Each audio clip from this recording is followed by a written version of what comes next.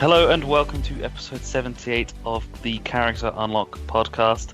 I'm hosting this time round. As you can hear, it's John. And with me I have multiple Brookers.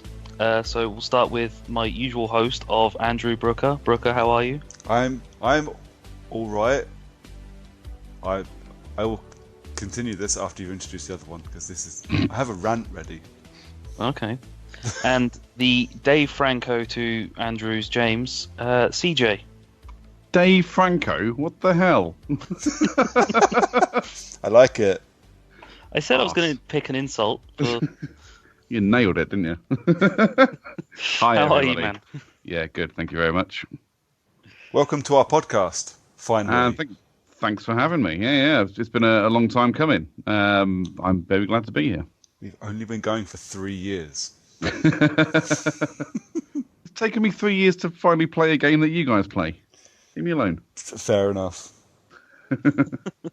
Well, we always like extra opinions for games that we don't play. Yeah, it's true. And that's why I'm here. Because apparently when we play a game for the first time ever, it upsets people. We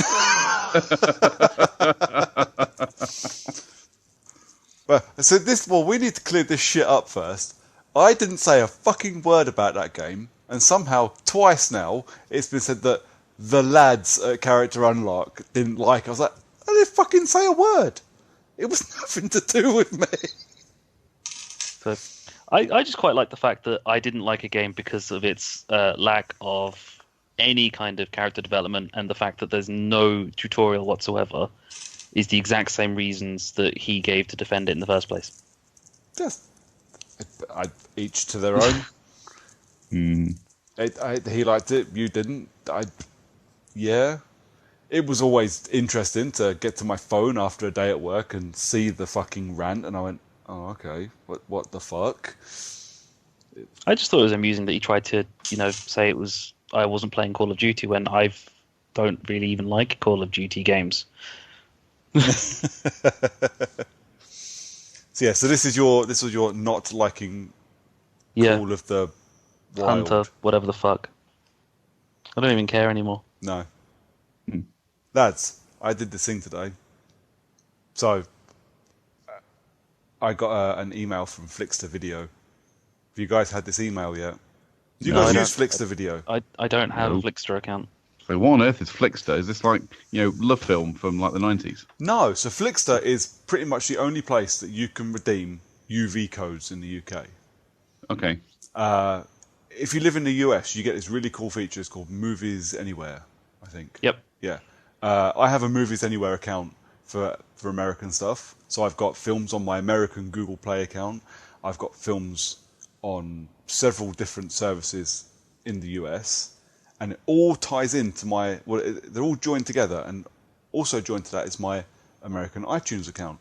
So all of these films that I have everywhere show up on my American iTunes account, and it's amazing. Flixter is all you get in the UK. All you get. So earlier on this year, Ultraviolet closed down. Yeah, it did. So you now have to redeem your codes directly into Flixter. UV won't be a thing anymore. That's fine. Now, Flixter are closing down. Oh. Because they've got no more UV stuff, so they've run out of money. Well, so Flixter you now have to migrate your shit over to Google Play if you want to keep it. So, besides the fact that, apart from one, maybe two films on my American account that I got for free, I don't use Google Play. I live within the Apple ecosphere. I have a Google Play account because I have a Google account, which covers fucking everything. So today I was like, okay, I'll migrate my films over. You have to migrate them one at a time. Ouch. What? I can't just select all and migrate. I've got about 120 films over the years that I've redeemed on UV accounts. So I now click 1, 2, 3, here we go, that's fine. But when I look at it, it says you have 145 items or something. I was like, I don't think I've got that many. You're going to fucking love this. When I bought the Blu-ray box set of Breaking Bad, it came with a UV code for the complete series. Nice. So I had the complete series of Breaking Bad on Flixter. I've never fucking watched it on Flickster. I've watched Breaking Bad start to finish once and never felt the need to go back to it. I don't hate it. It's just fucking hard going and not something I particularly call entertainment. But once you've watched it once, you kind of don't really need to ever watch it a second time. I mean, that's where it falls for me. I can watch The Sopranos and Sons over and over and over again. Breaking Bad, I don't feel the need to. But Breaking Bad, there are like 3 episodes in season 4 and 4 episodes in season 5 that I could not migrate. So I had to migrate the episodes I could. So I migrated all of season 1 with 1 button click. All of season 2, 1 button click. But those 2, I had to migrate the episodes one at a time because there were episodes that weren't fucking available. Oh. Utter bollocks. You know what? I love my iTunes account, and I love buying stuff on iTunes and having a 200 strong account that takes up the 3-inch square space under my TV for my Apple TV. That's all the space I need for it. My God, I wish I had room for the complete physical collection that I want. But then you find, though, if you had a complete physical collection, you'd do exactly the same and not watch it. But at least I can purge my physical collection, which I do on occasion. You know, occasionally, and I'm talking like once a year, we kind of look at the shelves and go, well, we bought that and don't really watch it. We bought that and don't really... Yeah, I've got a couple of steelbooks that I'm going to stick on eBay and sell because they've actually been replaced with 4K versions. And Nice. while I love my steelbook collection, I don't need fucking duplicates of some of these films. No. I don't need 2 copies of It. I don't need 2 copies of Sicario or John Wick. I just don't. You probably don't need 15 copies of Fight Club, but here we are. But I do. But it's Fight Club. I also have 3 including digital, I now have 6 copies of Deadpool. Wow. And I thought my 2 copies of Star Trek movies 1 to 10 was bad enough. There you go, you see. That is bad. But Well, I mean, it is, yeah. That's 3 more versions than I need. Well, I don't know what to do. 'Cause one of them you bought me for my 21st birthday, limited edition DVD box set. I don't want to get rid of it because it's a limited edition DVD box set. But I've now got a limited edition 50th anniversary box set on Blu-ray. Oh, the gold steels. Yeah. So what do? I don't know what to do with these things. eBay it. But you bought it for me for my 21st birthday. It's not fucking engraved. Fine. I'll take that. So everyone that's listening, all 4 of you, you now heard that from Brooker that he's happy for me to sell. I'm to not sell going my to birthday. take offence if you sell on something that you can make a few quid on, because I would assume that if it's limited, you would be able to make a few quid on it. I might check it out while we're talking. I'm not going to be offended if you got a newer, better, higher quality version of something that I got, especially if it's films, mate. Films are my fucking life. You don't have to tell me that you got a better version and go, I don't need the old one now. That's true. That's true. Anyways. Yeah, that was my rant. Yeah. Wow.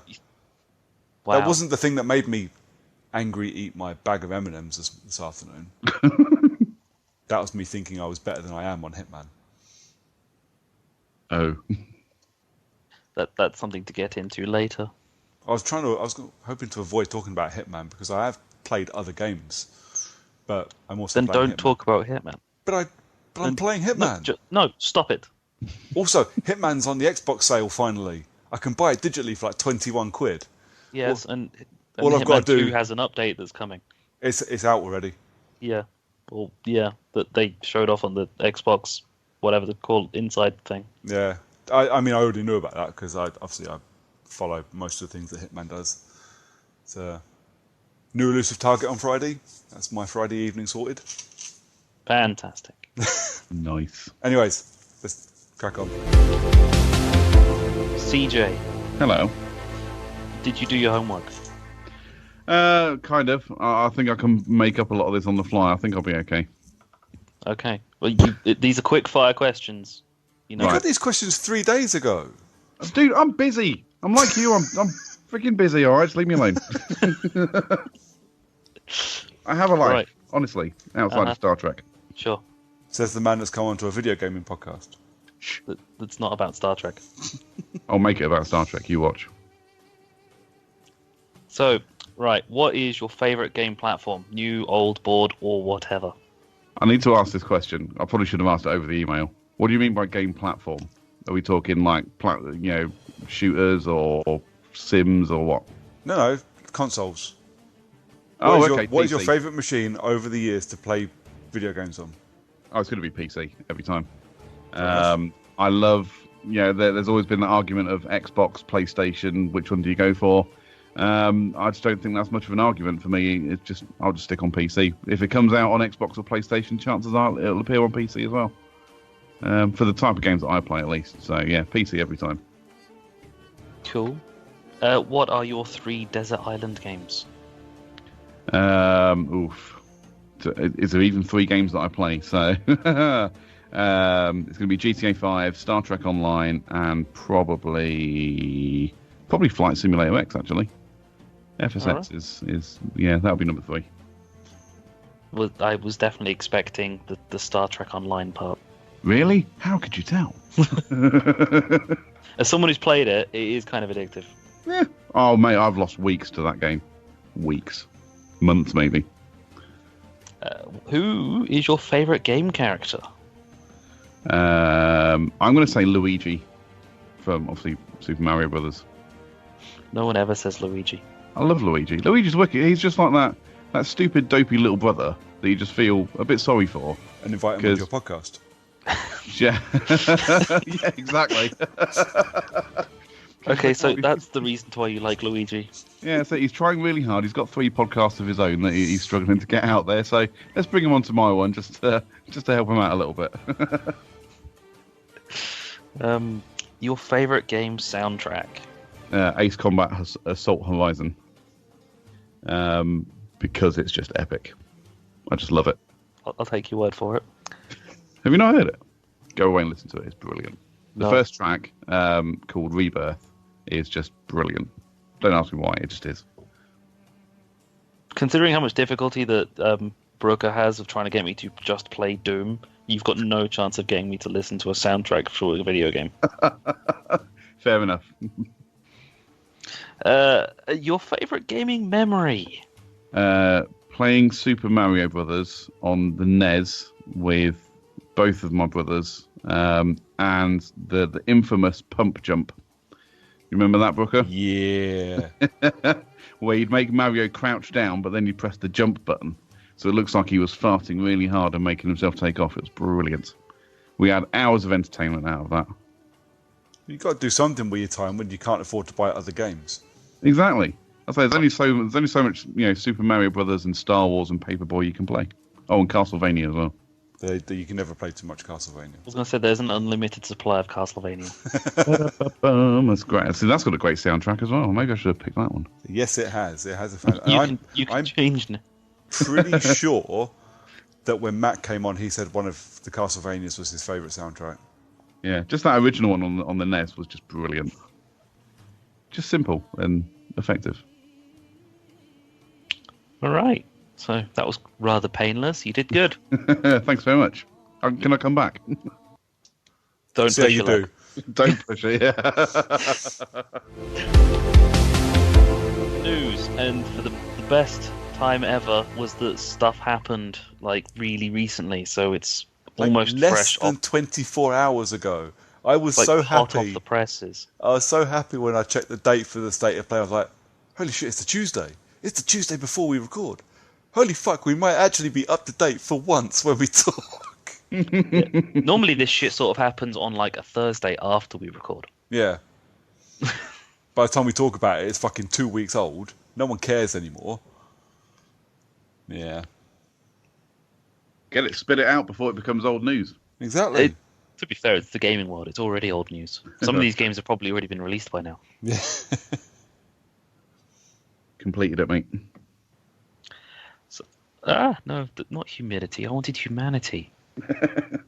Fuck you. Because this game actually does kind of half interest me. So which one was this? Was the state of play, wasn't it? Yeah, The the state of one. play. The first game that they talked about was Humanity. I can't tell. It looks like Lemmings. It kind of is. Okay. If it's the game that I kind of half think it is. It looks like Lemmings meets Pikmin meets something else. I don't know. I'm not hearing a problem. No, I'm not. So, At no point did I say this was a bad thing. so it's like well, yeah, you basically have control over a massive horde of people trying to walk from place A to place B. Control of a massive whore. Yeah, you have control of a massive whore. But it looks like a massive tech demo testing of just the engine. And it's like you just get as much action as you can on the screen as possible to try and break it. Yeah. But have you seen any of the those types of videos where it's just like people are just like throwing wave after wave of man at like a spinning, like a Takeshi Castle type spinning thing, just to see how many people actually get past it and how many people just get absolutely annihilated by it? I have not. I do kind of want to though. So yeah, it's literally this game looks like it's built entirely in that kind of scenario. And I'm taking a look at it now, and apparently it is literally just PlayStation and PSVR. Apparently, it does look like a VR game. So I kind of got this feeling when I was looking at it. It looks like a VR game that actually will probably be best controlled with the Move controllers. Mm. So yeah, I'm a little excited for a game that I've got no chance of playing because I don't own a PlayStation anymore. But it did look awfully fun. Yeah. Is PlayStation Move still a thing? Well, PlayStation Move, you use it. It's actually the best way to play PSVR. Okay. You can use a Which I guess controller, makes sense. and the controller thing does work, but actually, a lot of the games that are kind of kinetic and like shooty games and stuff like that, it's really good using it with a Move controller. It felt quite natural. I'm really annoyed I got rid of my VR because there's a few interesting games out for it now, and I keep seeing it going cheap. I'm like, I could, but maybe I'll wait for the big PS5 bundle that will come with the upgraded VR, because they said they're going to continue VR into PS5. So Nice.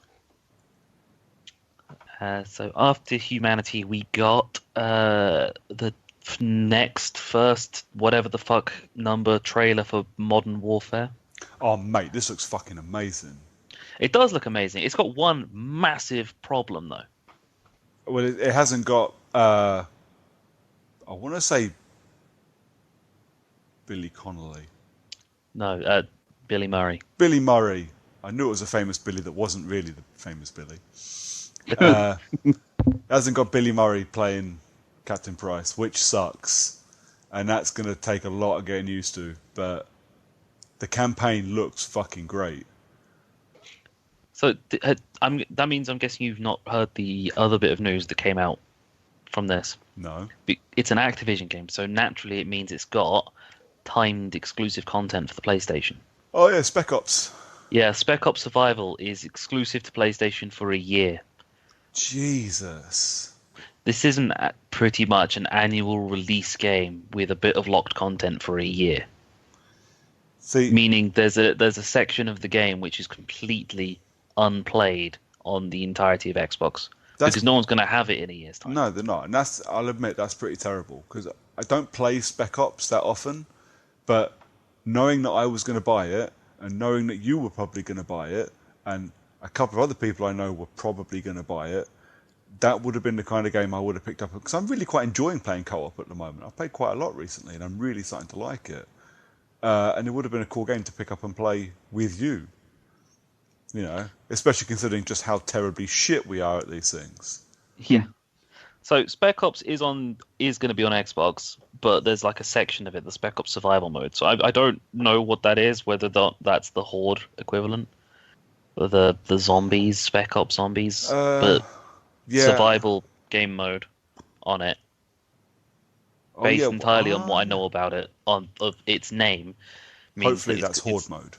Yeah, it's locked out onto PlayStation only, and has actually caused a big chunk of people to vote with their wallets, and they've decided to cancel their orders on Xbox and have bought the Destiny 2 Shadowkeep instead. All right.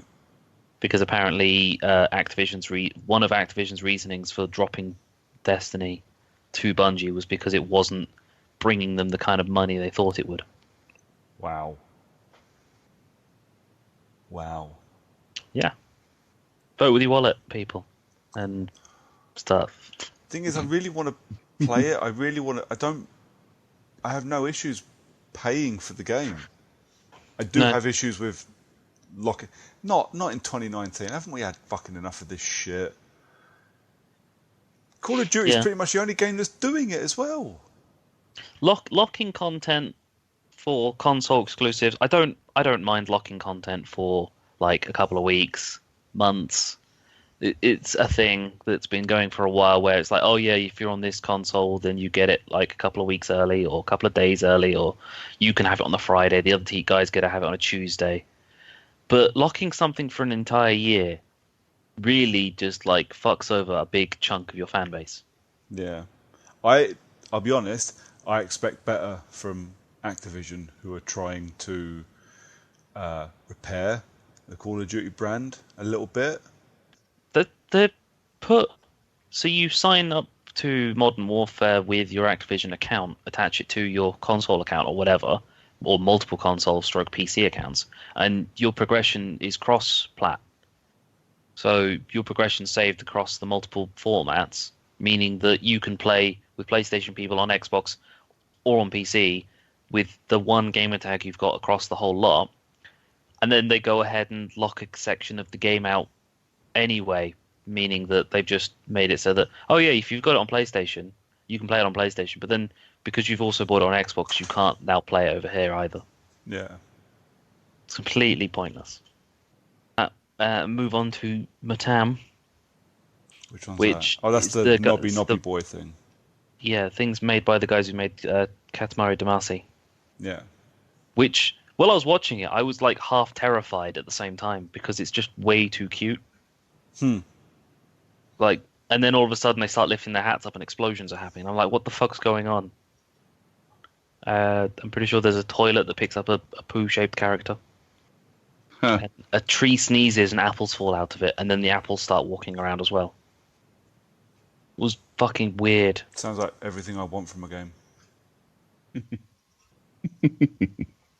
No, shan't be bothering. After that, we got Arise, which looks like a little platformer, which is, from what I saw, was based on you play a character who's died and has been cremated, and I'm guessing you're trying to find your way to Valhalla in some way. That's roughly what it seemed like. Yeah. Any opinions? No, looked interesting. Doesn't look like something I'd play. I'm not saying it looks shit or, it just doesn't look like the kind of game I would. I have to look at these games and go, oh, I must remember to buy that.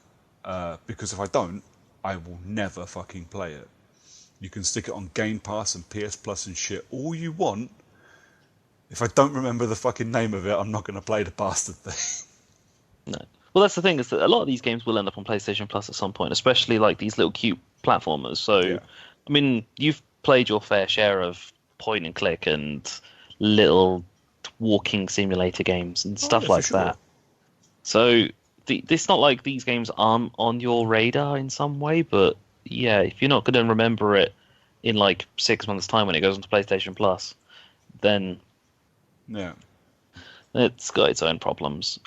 Then there was some VR stuff. So you've got the LA Noire VR case files, which seems rather predictable, seeing as all the effort they've put into making UHD LA Noire, and now they've gone, oh yeah, that'll work with VR because you're literally sitting in a position and staring at people's face while they lie to you. Yeah. Again, it looked interesting. Looks a little clunky, but VR. Yeah, I don't own LA Noire. I don't have any intention of ever owning LA Noire again, or at all. I never owned it in the first place. I borrowed it from a friend when it came out. Yeah, it was alright. I'll never play it again though. It's too long and really boring. And then there was a bit of a VR show off from that, and I wasn't paying attention because it's VR stuff and I don't care. I'll be honest, it all looks like the same like showreel stuff that you get at the beginning of an E3 show. Oh, there was at least one thing there that was someone shooting someone. There was another of what looked like a Neo Tokyo style Yeah. place, and just pretty generic looking and common place for the VR. Just Yeah. more VR based games because that's what VR can do. Yeah. But it's not my position to judge it. Then we got Medieval, so the cartoony hack and slash where you play as the one you play as a skeleton who rips his arm off. Yep. It does look pretty funky. So there is a demo on the PlayStation Store now. Yes, there is. I've not downloaded it yet. I had time to do a little bit of gaming this evening before we started playing. I wanted to do some Hitman. I think it's a time-limited demo. Yeah. I need to grab it and have a play. I'm not particularly nostalgic for Medieval. I know a lot of people are. I played it. I loved it. But I don't get excited about these old IPs coming back. Same as I don't care about Crash Bandicoot and Spyro and all that shit. I don't give a fuck. When I can pick them up for a $5, I might do, so the kid can play them when she can hold a controller without, dropping it. Outside of that, I mean, I think the kid will love Medieval. Medieval's a lot of fun. But yeah, I'll grab the demo at some point. I'm not. I didn't realize that Medieval was a nostalgia game. Yeah, to be honest. Yeah. I'd never heard of it before, but the idea of you running around as a skeleton who then rips his arm off and starts twatting things with it did amuse me a little bit, but that would definitely run out of fun very quickly. It is good, and it was good. But yeah, it's just like all nostalgia games. You start playing it, going, "Oh yeah, I remember playing this," and then all of a sudden you kind of go, "So nostalgia's wearing off," and it's just me playing a game I've played from like 20 plus years ago, and kind of bored of it now. Yeah, with really shitty graphics. Yeah. Civ 6? No, which is just no. I'm an RTS player and have been for a long time. I will never fucking play an RTS game on a console. If it doesn't have keyboard and mouse support, you shouldn't be playing RTS and God games like that. You just shouldn't. You can't do it with a controller. And releasing Civ on console is just a humongous waste of time. No one that wants to play Civ is going to be doing it on a PlayStation. You're not wrong, but doesn't PlayStation have keyboard and mouse support? It might do. Whether or not it said nothing about it on that advert, though. No, but at the same time, why would you play Civ if you've got keyboard and mouse attached to your PlayStation?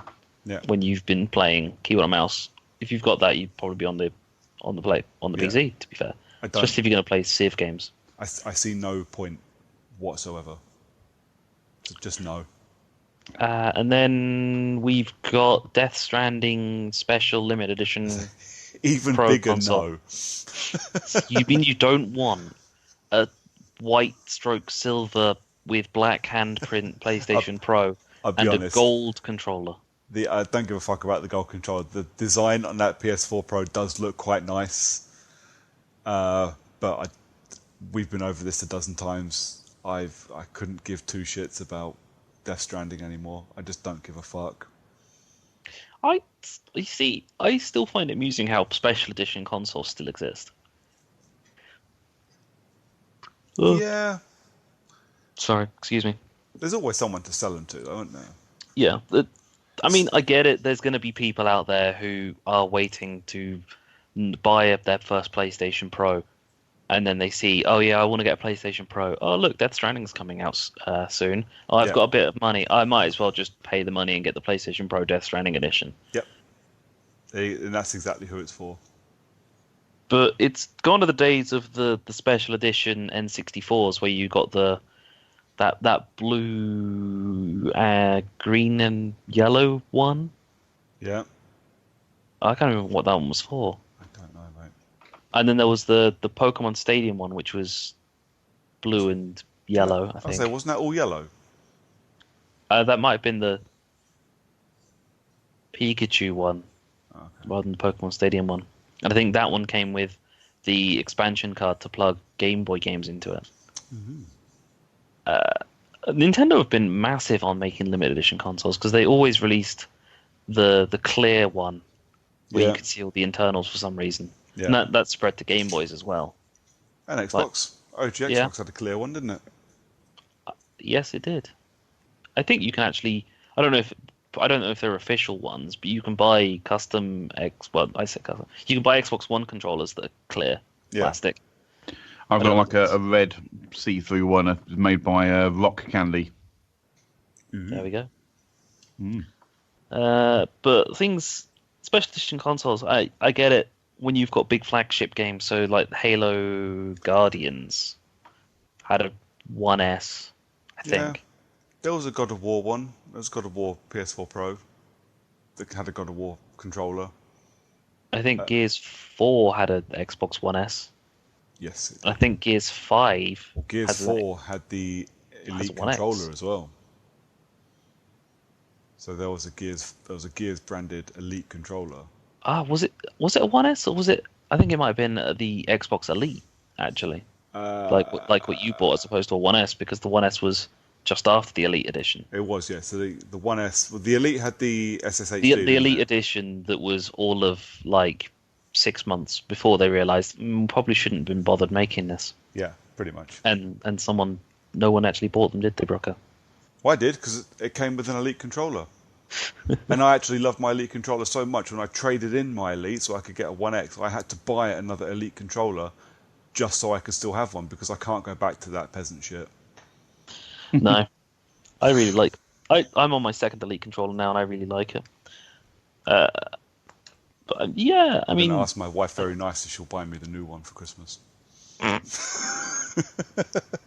Let me know how that goes for you. You know exactly how that's going to go.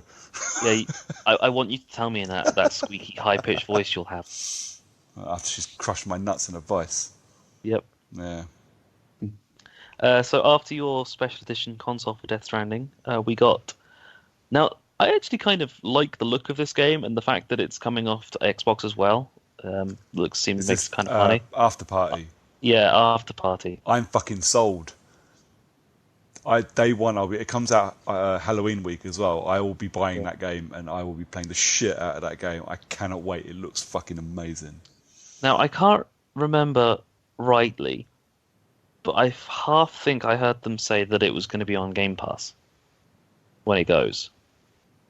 I don't know why that stuck in my head. Because I might have misheard completely and it was a completely different game. But they were talking about Oxenfree as well, weren't they, on the Xbox One? Because Oxenfree is made by the same people, and Oxenfree is on Game Pass. Yes, I think Oxenfree was actually... might have been an exclusive to Xbox, because I think it was an ID. Yeah. Help publish. But that's... whether or not After Party does go onto Game Pass, but if it is, I'm definitely picking it up. If it's not, I will probably wait a bit of time to play it. But it did look fucking hilarious. It does look great, and I like the idea of basically drinking games against the devil to try and buy your way out of hell. Yep. I like this plan. I like the fact that with the later showings of it, you found out that the drinks that you order change your personality as well. Alcohol does. Yeah. But in such ways that it makes you like a completely different person. So it's like your conversation is from drinking this particular one makes you more flirtatious. Yep. And then you go and play beer pong against a demon and start flirting with them. So yeah, I'm all in for After Party. Yeah, that was probably across the two shows. That was probably the thing I'm second most excited for. Is the thing you're most excited for is the fact that MLB The Show 19 is on the PlayStation Plus next month? How did you know? I love that trailer as well because that trailer makes it look so exciting. MLB The Show is one of the most boring games I've ever played. Baseball, the video game. It's not fun. I've played a couple of the shows, and I played one on a Vita, literally to justify me buying a Vita. Going, I can play MLB The Show. Look at this, and it is so boring. It's so slow paced, and I don't get baseball. I've tried. Don't I get wanted it. to than go cricket. watch the. Yep, I What's don't that? like cricket either. I love it. But I wanted to watch the MLB game that was down in London for the international stuff, but I Fuck completely that. forgot when the tickets were going on sale. Completely forgot about it. And then when they were advertising saying, "Oh yeah, we've got the Red Sox versus the Yankees in London," I was like, "Oh yeah, cool. Look at the price of tickets, £1,000." Yep. I was like, "Yeah, I'm all right, thanks. No." Yeah, can get a season ticket for the NFL series for that. Yep. I'd much rather go to Tottenham Hotspur Stadium and watch any NFL franchises. I'd much rather go to Tottenham Hotspur Stadium and watch naked men run around fighting each other. I'm pretty sure you could probably do that. I'm pretty sure that's going to happen at some point. That just sounds like any regular Spurs game. Yeah, I said it. And also, The Last of Us remasters being on the October's PlayStation Plus. That's pretty badass, I have to admit, because it deserves to be up there. People that haven't played it need to play it. And it's coming out just at the right time for when The Last of Us 2 Well, this comes thing, out in February. Well, The Last of Us 2 comes out in 6 months. You need that 6 months to play The Last of Us. 'Cause you need that 6 months just to get over that opening fucking scene. But yeah, then new Last of Us 2 trailer, which, mate, I'm so excited. It does look like it's following a pretty cut and dry revenge plot. Yeah. Yeah, I don't Which want to is- say too much. I actually think that I feel like that trailer said too much. Yeah. And for people that haven't watched it that are trying to avoid it, I don't want to say too much because I'm actually quite upset that I saw what happened at the end of that trailer. The Last of Us 2 is probably one of my most anticipated games. I'm really glad it's coming out in February. I didn't think we'd see it until the PlayStation 5 was a thing. Yeah, I'm glad it's coming out in February now, so I haven't got to wait that much longer. Yeah. And I mean, I've just gotten rid of my PlayStation, but even if I hadn't, I don't know when I'd be having enough time to play The Last of Us 2. I mean, I'd like to play it. I'd love to continue the story. I loved The Last of Us 1, Yeah, but that's a long fucking game. it is. So that's actually so. After have I got any other games to play? So I've only got 2 really left for this year. I've got Modern Warfare and I've got Doom for this year. And I think I will. Still got Modern Warfare. I've still got Last of Us Remastered installed on the PlayStation. So I think I might kick that off again, start again, and just even if I just play through on easy, just to play the story again, I will. I'll give it a run through, just in time for the new one. Just to, give myself that emotional kick in the balls that everybody needs just before Christmas. Just play the first half an hour, and you'll be fine for that. Play the first half an hour, and then the last half an hour. It's so horrible. It's so fucking horrible. It's so well done. The Last of Us is a spectacular movie. Spectacular game. I can't wait for the new one. Yeah, looking forward to hearing about it in the future. So that was State of Play. Yeah. And then, considering it lasted like 20 minutes, honestly, I was really surprised that it was only 20 minutes long.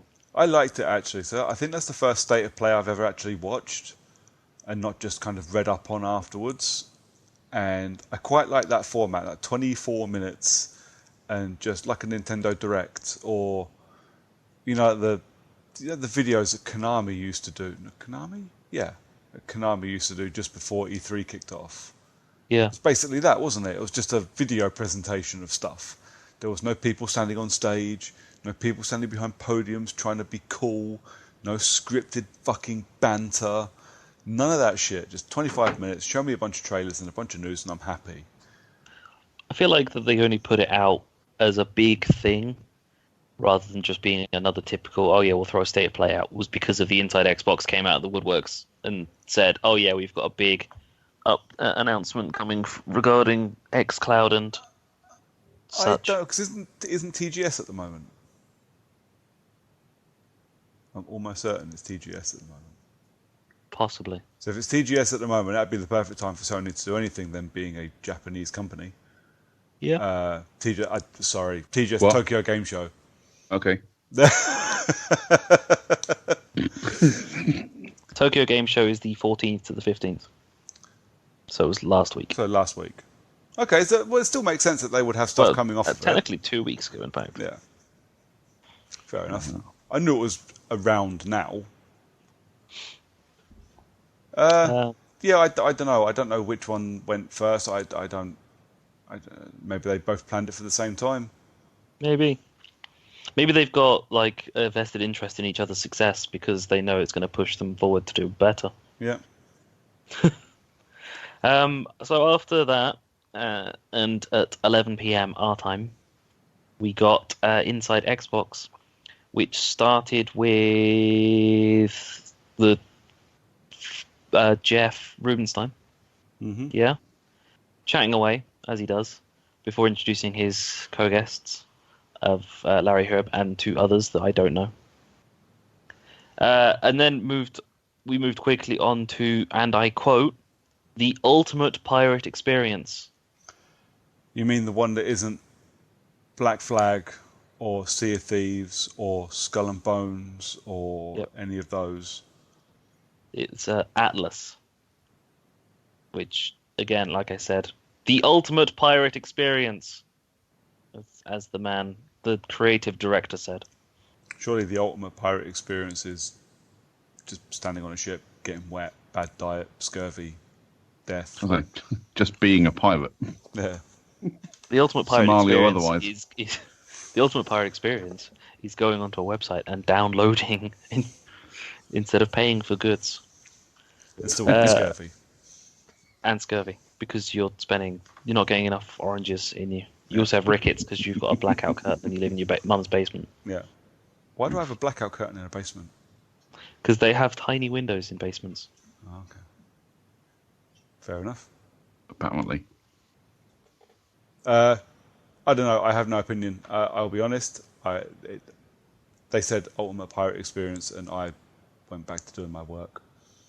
It did not seem like it was going to be a particularly hilarious game. It looks like the pirate equivalent of like Star Trek Online. Well, yeah. In all seriousness, that's exactly what it looked like. The quickest way to turn me off of a game is to go always online, perpetual world. No. Yeah. Just no. So you build yourself a pirate island that you can then put defenses on and such, and you have yourself a pirate ship, and then you can go sailing around and navigating the seas with thousands of other players. And I was getting a little bit annoyed and bored, and it's like I just could not keep myself up with a vested interest in this title, and I don't know why. No. It seemed like it could be a lot of fun, but the way he was explaining it made it just sound not those things. Yeah. How can you make being a pirate sound boring? I was going to say, being a pirate is probably one of the best things ever. Yeah. And yet he managed to make it sound less. So after Atlas, there was Children of Morta. Nope. No opinions on that one? Nope. The dungeon crawling action adventure RPG based on a family of heroes. The roguelike, procedurally generated action RPG. The only way worse you can make a game than to call it Perpetual World Online Pirate Adventure. Started off quite badly then. Well, no. So the thing is, I don't have that much time to play a lot of games, so I'm quite selective about what I play. I don't like roguelikes. I find roguelikes really fucking frustrating because I don't have time to get good. So what I don't want to do is get halfway through, die, and I have to start the entire fucking thing again. Yeah, it's not me. I can't play games like that, and it's the same reason I don't play shit like Dark Souls, because I don't have the time to get angry at these fucking games. So what is what do you say, roguelike? Roguelike. So a roguelike is it's like a top-down adventure. Most of them are top-down adventures type things. Right. But you collect stuff, you make potions. Depends on the kind of game. But I see. if you die, there's no checkpoint system. Oh, so you just start again from the You very start beginning. the whole game again. Ah, screw that shit. Yeah, I ain't got time for that in my life. I don't have time for that kind of bollocks. What was that? What was the fucking the epic iOS game? The fucking sword thing. I've forgotten what it was called. No, I don't know. My head just immediately went to Flappy Birds, but I know exactly that's not what you're talking about. No, it was a Blade something or something Blade or I can't fucking remember. Infinity Blade. Yeah, Infinity Blade. Infinity Blade was a similar thing. Like you'd get all almost all the way through and then die and then you'd start again. You know what? But no, let me just fight this last guy again. No, you have to do the whole thing again. No. Just no. I don't do roguelikes. I don't have the fucking time. They're the kind of games that I would play more of if I had, an hour-long commute on the train every day. Because they're the kind of games that you play on a phone or on a Switch or on a Vita or something. And they're time sinks. And that's what they're there for. They're not for me. I don't play roguelikes.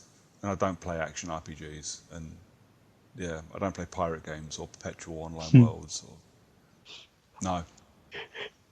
Every game should be a stealth action game. Otherwise, I don't want to play it. So, speaking of the ability to play things on the train on your way into commute to work, so xCloud has a public preview going live in October. Only if you've got an Android phone. Or just an Android device in general. Yeah. And a Bluetooth Xbox controller. Yeah.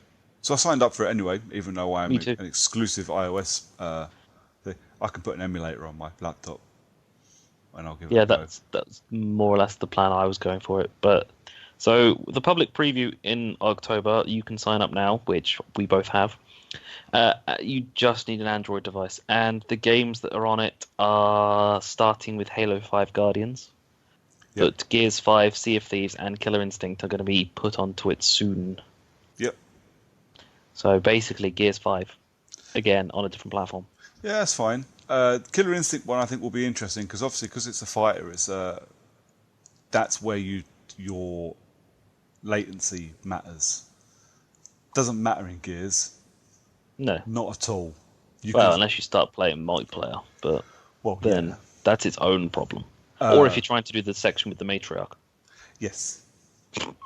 We'll definitely get into that. But yeah, the Killer Instinct, because it's a fighter and it's quite a frenetic fighter. So yeah, you need no lag, you need no button lag, no latency, no nothing. So that will be quite a good test actually. If a few people get on and play, that will be interesting. Like I said, I've signed up for it. I'm less interested in the standard Project X Cloud streaming to a mobile device. I'm more interested in console streaming.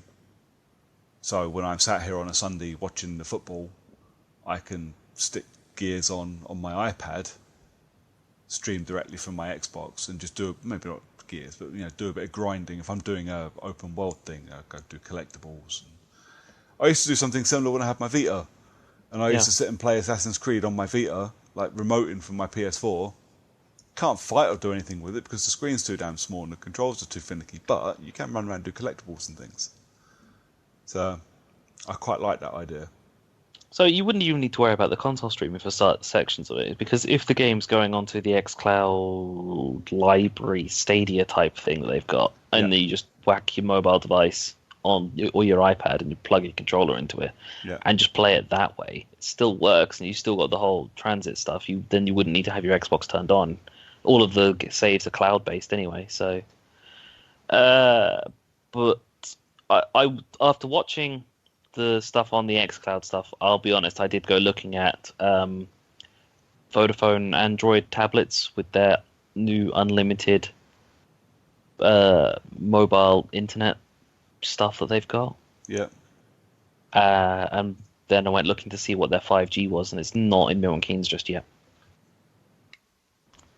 But yeah, with 5G rolling out, unlimited mobile data plans coming around, things like xCloud and Stadia could become viable solutions for a lot of people. Yeah.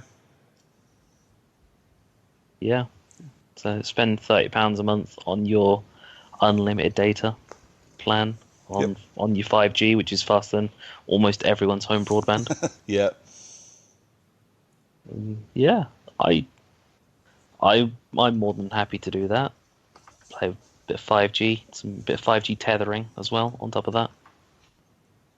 It would work quite nicely, I think. Tether your Xbox to your phone. That's a way to cook your phone pretty quick.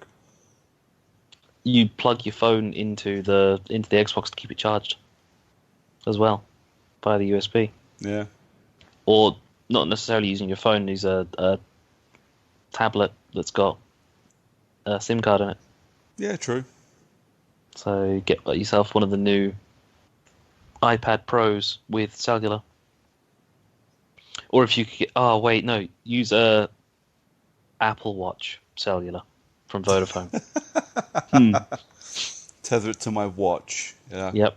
And cook my wrist. I suppose I won't be worrying about it not being able to read my skin through my tattoos anymore. It'll just burn the tattoos off. So there was updates for both console and PC versions for Game Pass. So the console one gets Jump Force, Bloodstained Ritual of the Night, and Lego Worlds. They're already there. Yeah, I think that was just literally them announcing it officially on an actual channel. But I'm pretty sure I saw Jump Force on there at the weekend. Yeah, Jump Force at the weekend. And in fairness to them, they did say Xbox already has this. With more coming soon. So they didn't actually announce anything new for Xbox. Just knowing that there's more content coming, because the Game Pass is literally a massive baby for them now that they've kind of gone, we need to start throwing stuff at it more frequently. Yeah. As you do with any good baby. Yeah. Or bad baby. Throw stuff at the bad babies as well. You just throw different stuff. And the PC version. So there's coming or has already come to the PC Bad North. I don't know. Which meant almost nothing to me. I think it might have been stuff with snow on it. Possibly. Okay. I can't really remember. Dirt 2?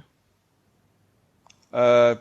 Or rather, Dirt Rally 2.0, which is the full sim rally game. Yeah.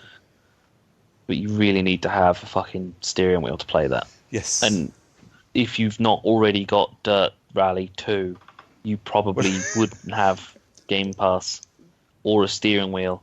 Or Game Pass for PC at that. The ad for it did make me smile, though. Yeah. Do you want to play a racer that punishes you just for thinking about turning wrong? This is the Dark Souls of racing games. It is. It's exactly what it was. I can't play. I can't play racing games as a whole, but I really can't play rally games because they're just far too punishing for me. So yeah, you know how most rally games are really punishing for you? The Dirt Rally franchise are even more punishing, and I can't play them because they're too fucking simulated. Literally, it's like I played Dirt Rally 1 and I almost started crying. So fucking hard. I actually quite like rally games. Yeah. So Cities Skylines PC edition, which is supposed to be really cool. I haven't played it, and I kind of want to, but again, I need a machine to play it. I won't play it on console. I've got Cities Skylines on my Xbox, and it's going to be on PC, so I might actually pick it up. But I still need to finish playing Football Manager, which apparently doesn't have an ending. Well, it does. You're dead.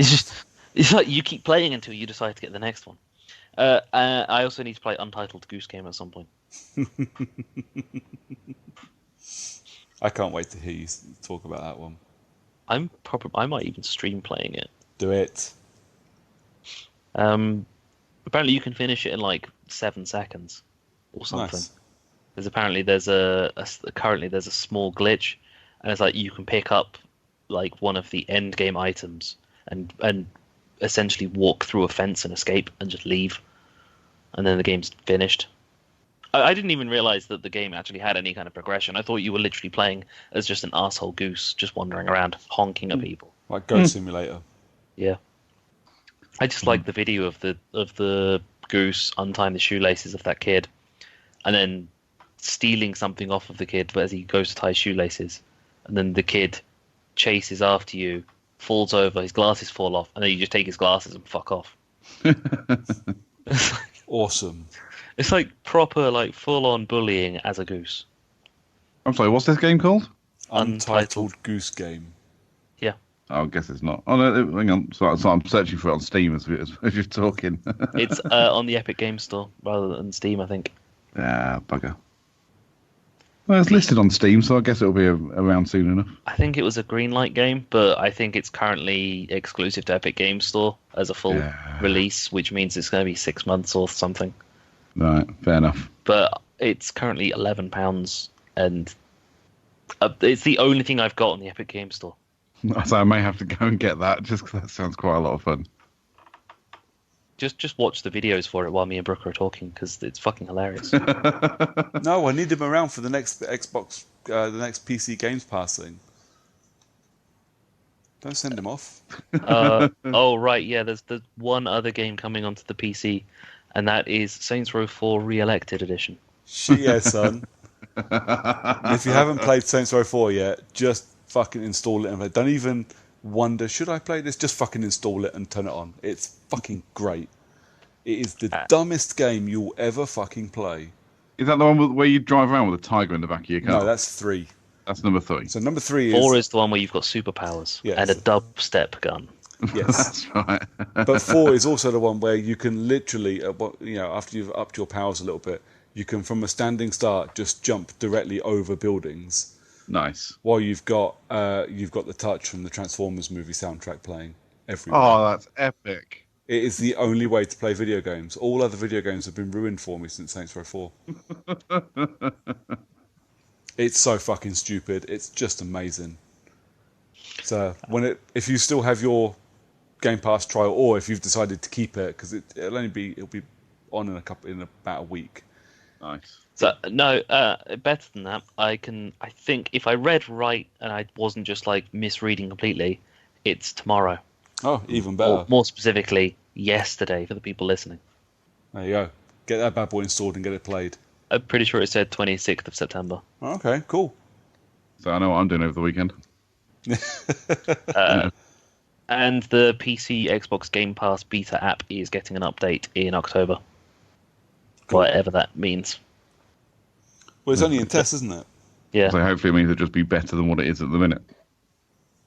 I'm not saying that the PC app's actually that bad, to be fair. There are some issues with the overlay when you're in the middle of playing a game and you've got like party invites and stuff. Mm. It got to a point where I was getting really annoyed trying to play Gears of War on PC and not being able to do anything. I wonder, in that case, sorry to interrupt you, because when I was trying to play Gears of War the other day, my PC kept crashing. But I don't know whether it was to do with my graphics card, because it came up with a graphics error, or whether it was to do with the overlay on the Xbox thing. I don't know if you've experienced any problems with that. So I got the same error telling me that my graphics card was needed an update, but I decided to ignore it, and mine didn't crash. So. Oh, okay, fair enough. I had to roll back to like a year-old driver just to get it working again. It was a bloody pain in the arse. Nice. There we go. Sorry, carry on. Don't mind me. No, that's fine. You can now watch your Untitled Goose Game videos now. Thanks. I'll just turn my mic off and watch these. Yeah. Next up, we got Code Vein, which I've no idea what the fuck that is, Brooks. Isn't that the vampire thing? Yeah. So the anime vampire thingamajig? No. No better insight than that. No. Okay, and on, I think it's the 25th of October, we get Fallout for Dummies, also known as Outer Worlds. See, you call it Fallout for Dummies. It looks interesting. It does. I don't think I'll play it because it's from Obsidian, and Obsidian make massive RPGs that I don't have the time to sink into them. But not just that, it's the guys who made the original Fallout. Yeah. Partnering up with Obsidian, who I think might have made either New Vegas or Fallout 3 in conjunction with Bethesda. Yeah, they made New Vegas. Yeah. So basically, it's the guys who made Fallout featuring the guys who also made Fallout, making a game that's not Fallout, Yeah. but is tying of Fallout. Yep. It's it It's it gonna did have an interest me a audience. little bit. It's got an audience. Is it an Xbox exclusive? Yeah, because I it's think Obsidian. yeah. Microsoft own Obsidian now, don't they? Yeah. So it'll be on Game Pass. Yeah. So if it's quiet, I have to wonder how long that's going to last. I really do. what the game's going on to Game Pass? Yeah, well, the exclusive games going on to Game Pass day and date. Like, What how many the, people actually spent money on Gears 5? technically everyone has spent money on Gears 5 No, technically everybody has spent at least £2 on their on their on Game Pass. Game Pass trial, and I £1. understand that. Well, yeah, £1 actually, not two. £1 on Game Pass trial to last them until 2021. Well, yeah, and I mean that's the bigger thing. That's quite a massive deal, and I understand that you can use Gears 5, or they will probably be using Gears 5 as like a soak test, just to see how their servers handle, massive games being handed for free, essentially, to two platforms at the same time on the same day. Turns out it doesn't handle it very well at all. No, and then the addition of xCloud when that comes around, especially with Gears 5 going onto xCloud. Yeah. Future games coming around where it's going to be, here we go, it's going to be on Xbox, whatever the fuck they decide to call it, Scarlet, Yeah. PC and xCloud, all at once, everyone playing all together for free, Yeah. or whatever they decide to make it. If my Game Pass Ultimate subscription covers me for xCloud, then so be it. Brilliant. If not, it's not the end of the world. Or if they release a special next, what's one up from Ultimate X? Platinum. Yeah. So if they release a version of Game Pass that's above Ultimate, which includes, or even if they make it so that Xbox Live Gold is just no longer a thing, Yeah. because they could just move up one more rate stage and just say, here you go, here is Game Pass Ultimate, here is your xCloud subscription. Your Game Pass Ultimate includes Xbox Live Gold. Your Xbox xCloud subscription is gold, but you have to pay to play your xCloud games. Yeah. I think that's the Stadia model, isn't it? Yeah, pretty much. So you can buy Stadia games and play them whenever, but you can also run the subscription method and just play the games that are free that come with Stadia. Yep. I don't even know what games they're going to be, but Destiny, that's it. yeah, the ability to play Destiny for free in inverted commas for the low price of a Netflix subscription a month. Yep. I'm probably never going to pay to play the Stadia freemium edition, and I'll just end up having Football Manager. Yeah, see, again, like we've said this before, the thing with Stadia is it depends on what they've got and what they offer above and beyond Game Pass, because I can't afford 1 million subscriptions. Now, if you Play Plus came to the Xbox, I wouldn't even bother with the Stadia. I just wouldn't. Yeah. Because Ubisoft game, I play all the Ubisoft games. So a Uplay Pass, for me, is worth spending money on, for the most part. It all depends on the type of Uplay Plus pass Yeah. thing that we would get on Stadia and console, because doesn't the PC one have multiple tiers? I don't know, I've not looked. I think I want to say that the PC one has more than one tier, where it's you get the games on Uplay early access and it's full content, or you get them on release and it's just standard edition. Okay, if that's the case, I didn't know. I don't know.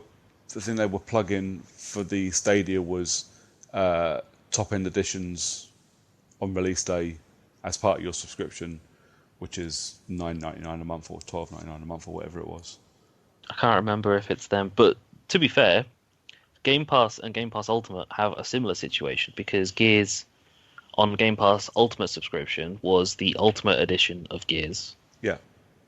versus the Game Pass Standard Edition, which was the standard edition of Gears. Yeah.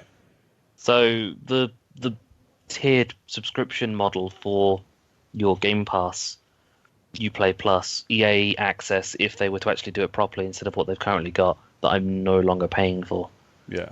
Because it just does not seem like when it originally came out, it seemed like a suitable situation to deal with, but now it's not worth it. No.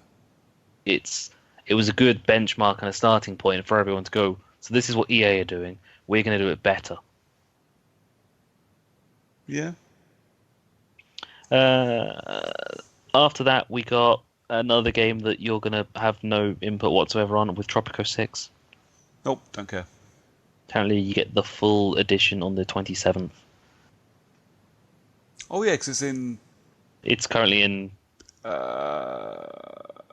what do they call it? pre-release alpha. No, fuck. Game preview. Yep, that's it. It's currently in game preview, and if you buy it in game preview, you get the full edition for the price that it currently is. Whereas if you wait until Friday, Well, today, let me tell you why I will never buy another game then in you game have- preview ever. okay, Because I've only ever bought one game that was in game preview, and it cost me quite a lot of money considering it was a pre-release build. I bought We Happy Few. Have we seen how bad We Happy Few turned out? no, I've got it, Ren. I've got it because of Game Pass. And this is the other, and it's now on fucking Game Pass. So I Yeah, spent Tropico will be on Game Pass Yeah. at some point in the future. I spent like 20 something quid on a game that was in game preview because it looked really fun. It was fundamentally broken, and I understand that's what game preview is for. It's early access. It's supposed to be broken so you can, report what's broken and it be fixed. But the RNG in it would literally stop you from continuing the game. Because Nice. you would need things to be in your inventory to continue the game, and the game just wouldn't give them to you. Well, Wow. if that's the fucking case, I'm not going to play it anymore. And I've never gone back to it. It's just in my library, like Red Dead Redemption 2. I own it, having spent far too much money on it, and will never play it again. And then it went on to Game Pass, Yeah. not Oh. like Red Dead 2. I'll at some point will actually end up getting around to playing We Happy Few because it does look interesting. I don't know how much of it I'm going to actually play, but at some point I will because I've got it. I might as well play it. Yeah. But every time I see it, when I flick through my list of games, I kind of go, "Am I in the mood to play this?" No. And then a game we'll probably just quickly gloss over because there's no point talking about it more than we have to. The Haven update was shown off a little bit on Inside Xbox, even though it's already a thing What's the Haven update? for Hitman 2. Oh, the Hitman 2 thing. Oh, yeah, okay. No, that's So fine. this takes place after the New York expansion, and you get 3 targets. Yeah. Slightly annoyed that I watched the video for it because it had story spoilers in it I know the story in Hitman's not that much, but I haven't played New York yet. I've been saving it. Ouch. Yeah, so it spoiled a little bit of the story. My fault, not that big a deal. But at some point, I need to get all the trophies or the achievements for the Legacy Pack. Once I've done that, I'll go and play New York and Haven, and then I'll start playing playing for the achievements. You're going to Hitman 100% 2. this game, and you're going to die trying. Well, the achievements get much harder once you actually get into the Hitman 2 achievements. So each map on Hitman 1 is Mastery level 20, 1 escalation to level 5, a couple of... all the mission stories... start from a different location with an agency pickup somewhere, and 1 secret trophy for each one, or no, 1 or 2 secret trophies for each one. And by secret trophy, what I mean is like do X, Y, and Z in your game. So for Paris, you had to kill the guy with the lighting stage. That was a specific trophy to do that, because it's not actually a mission story to do that one. Yeah. And stuff like that. But then when you get to the actual Hitman 2 ones, each mission has to be finished on master difficulty, and I'm telling you, master difficulty is a bitch on some of those fucking missions. I've only done one, and it was fucking brutal, and I only done it just to see if I could, and I wish I hadn't, because it was really frustrating. But I am going to 100% this fucking game. Actually, what's going to stop me more is going to be the now 3 sniper assassin maps that you need to 100%, and the fact that no one's fucking playing ghost mode. Mate, I will play Ghost Mode with you to get you that achievement. Thank you. Just let me know when you want to do it, and I'll make myself available for you. Yeah, it will be a little while. I wanted to do it by the end of the year. I don't think I will now, actually, because it's quite a tough game to plow into. I'm currently annoyed at Hokkaido. So Hokkaido's the last mission in Hitman 1. Yep. Did you play Hitman 1? Yep. Yeah. So Hokkaido, the challenge in Hokkaido is the fact that you can't take any equipment in with you. And you can't hack into doors, or you can't like lockpick into doors. So if you want to get into a security room, you have to knock out a security guard and take his uniform so you can get in. You can't just wander in, which is fine. The challenge is good, but I went to do an escalation the other day, and you need to be able to take equipment in with you. And you can only take equipment in with you if you're at level 20 mastery. The problem is I'm at level 18 and a half now, but I was at level 17, and I'd done all of the mission stories. I'd done all of the easy enough to do challenges. So today I booted it up on master difficulty and went to run through and do a sniper assassin challenge. So the sniper assassin on Hokkaido, even though you've got 2 targets, you only have to snipe one of them. And I got really cocky and went, you only get 1 save with master difficulty. So there's no save point abuse at all. And I got to a point, I went, I should save this. I went, nah, I've done this a dozen times. This will be easy. And I fucked it. I was like, God damn it. Yeah, so Hitman is driving me up the wall.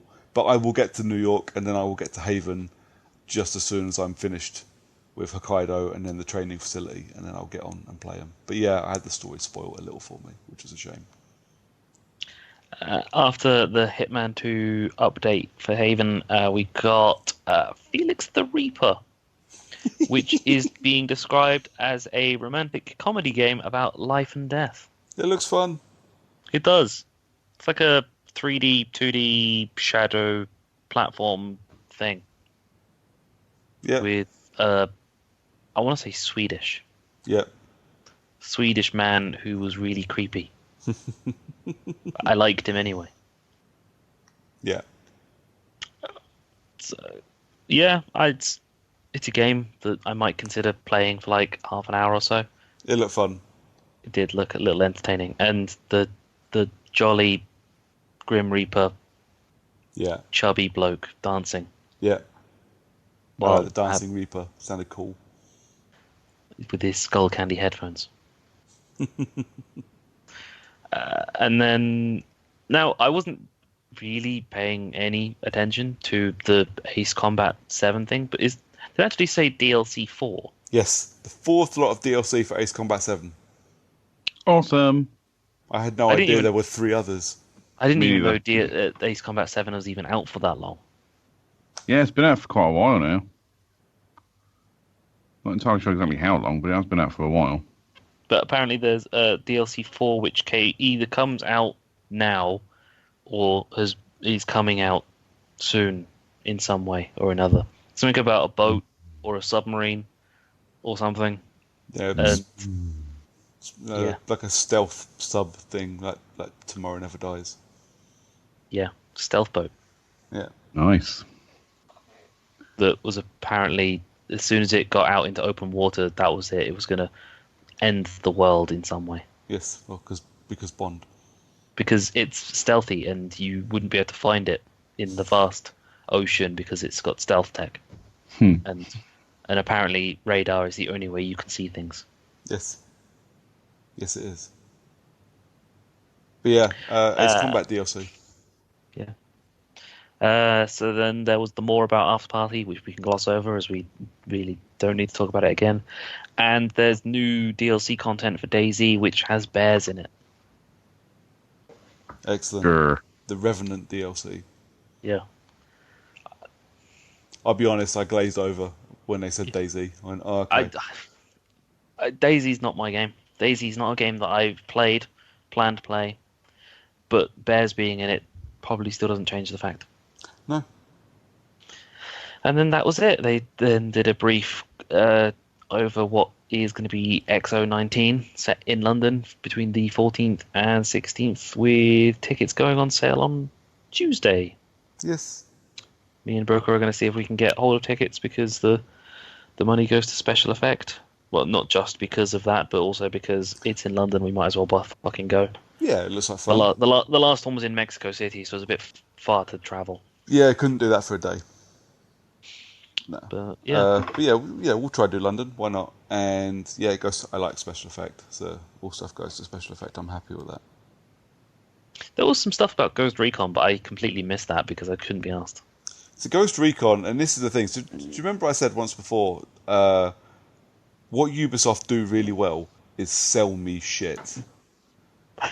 So they have this really cool. There's something about the way they do cutscenes and trailers and things. I just want to kind of stand up and go, hoorah, yeah, and then go out and buy it.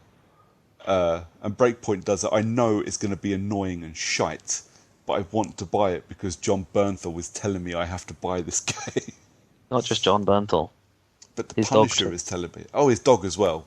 His dog's. I want his dog. The man came out on stage and went, "Hi, I'm John Bernthal, and this is my dog." And his dog just came out and just sat there and just was a good boy. Who's a good boy? Exactly. I will. So I think with Breakpoint. So with Wildlands, I bought it on day one. Got annoyed after 10 or 15 hours. Sold it. And then bought it again when it went on sale. So this time I will just wait for it to go on sale. I've got plenty to do back end of this year and beginning of next year. I can wait until the summer when it will, the gold edition will be 20 quid, and then it's worth me picking up. And it can be my pick up and play game for 6 months while I do nothing else. So, yeah, I probably won't play Breakpoint. I didn't like the You other struggled, one. didn't you? You struggled playing it even in co-op with me. You weren't enjoying it at all, were you? Yeah, and that says something about when... I mean, how many times have we said about a game we've played in co-op and been like, I think I'm enjoying playing it because I'm playing with you as opposed to just playing the game. That's how the Division was played. Yeah. The entirety of the Division and most of the Division 2 has been played in co-op for no other reason than it's much more fun that way. Same with Destiny and Destiny 2. It was more fun to play it with Lee or the others that I played with as opposed to just playing it with people that I didn't know or care about. And I think I spent more time just enjoying it because of the people I was with. The Gears story, even though I played and finished it, Yeah. my first time finishing was in single player mode, and I did a fair amount of it in single player mode. But I had so much more fun playing with you and Lee Yeah. that it was actually made it worthwhile playing, even though Gears is not my thing. Yeah. And I got a little invested into the story, I'll admit, which is why I probably ended up finishing it on my own and playing it a bit more than I thought I would have done. So there's that. But yeah, with Ghost Recon, I didn't really even like playing it when I was playing with you, and I just wasn't my thing. No, that's fair enough. See, for me, because they're adding the AI teammates back in after everybody that played the beta complained that it weren't there. So once the AI teammates are back, that will be when I pick the game up, because I won't play it solo. Because I like being able to play it a little bit tactically and line my guys up. If I can take out 4 people at the same time because 3 of my guys have got sync shot and I need to get the guy in the tower, that's much more fun for me. That's just how I like to play games. So, yeah, I'll buy it, but when it's cheap and when it's a complete game. Yeah. So, in like 3 months' time. Yeah. Assuming that CJ's moved on from watching all of the videos on the Untitled Goose Game by now, Mm-hmm. you can talk to us through what you've played. So, I, like Brooker, don't have the vast amount of time for gaming, but I have spent a bit of time over this last week or so, catching up with some of the old favourites as well as some new stuff as well. So you mentioned Gears 5 already.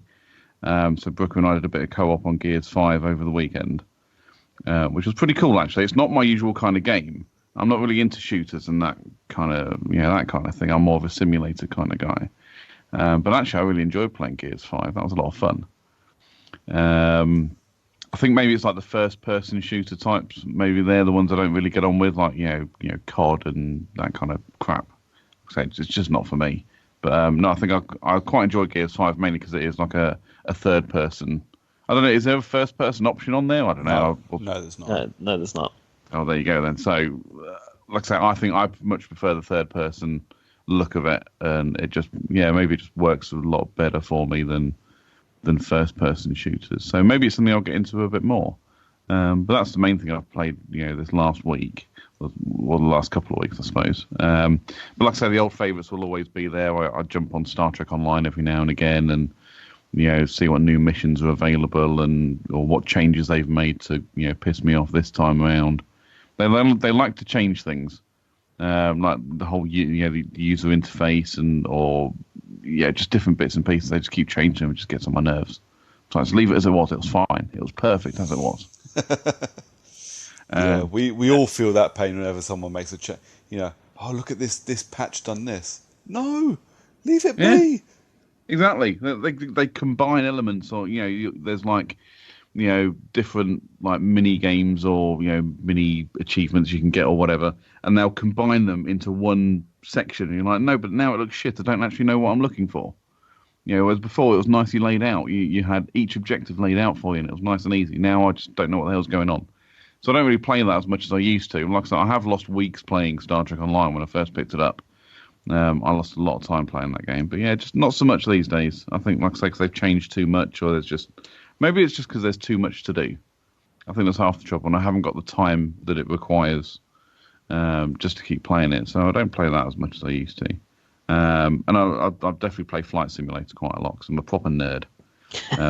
I love playing my Flight Simulator game. But see, they're the kind of things I can just go, right, I'll fly from, I don't know, London to New York. That's a 6-hour flight. All right, let's take off, set the autopilot. I'm going to fuck off and do some housework or go have something to eat or take a nap.